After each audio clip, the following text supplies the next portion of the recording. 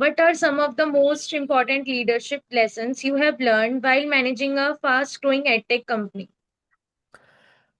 I mean, we have people like Mahesh Sharma sir on the call and everybody who have been great profiles in management education. So, I mean, it's shameful to talk in front of them about leadership, to be honest. But still, what I'll just explain what I have learned from leadership so far is that there is a very big difference between a leadership and a boss, or a leader and a boss, right? So all we have to make sure is our teams are aligned properly, culturally, technically, are they rooted properly? All of these things are very, very important. Now, the very interesting, the fun part and the most deadliest part in entrepreneurship is that there is no one route to be followed. So when you are in your a job, then somebody else is defining a route for you, that you need to do this, then this. There are steps, there are plan B, there are plan A, everything is there for you. You just have to do it.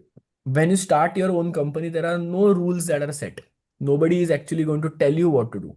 You need to figure out everything by yourself. So I have learned lot of things by self learning. So I have read tons of books on leadership. I have read so much material on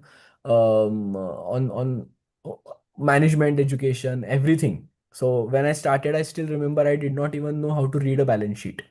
And I was raising rounds, and some basic concepts like what is a P&L statement, how to read a balance sheet was also missing into me, right?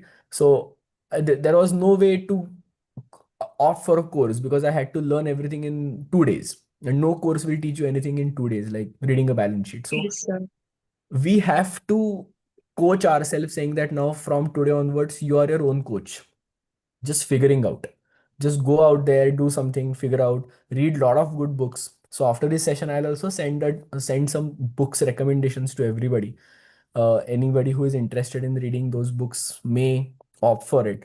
Very recent book that I just completed reading is called as Hard Thing About Hard Things. The title is very interesting. The Hard Thing About Hard Things. Yes, Uh, sir. it is written by a very good founder, and anyone. It is not only about entrepreneurship. It is about mindset. It is about how do you make things work. So one lesson to summarize is that I've learned that you should lead from the front. You should set an example when you do anything in when you are a small company. You cannot just tell people to do it when you don't follow it by yourself. So you have to lead by example every single time. More than technology, more than anything, you should focus on building culture, the right culture in your team. So, are the people equally highly motivated to solve the right problem? There is a saying in a lot of companies that I don't need to tell all my team what we are doing. The CEO will only, I'm the boss, I should know everything. आप बस आपको दिया हुआ काम करो.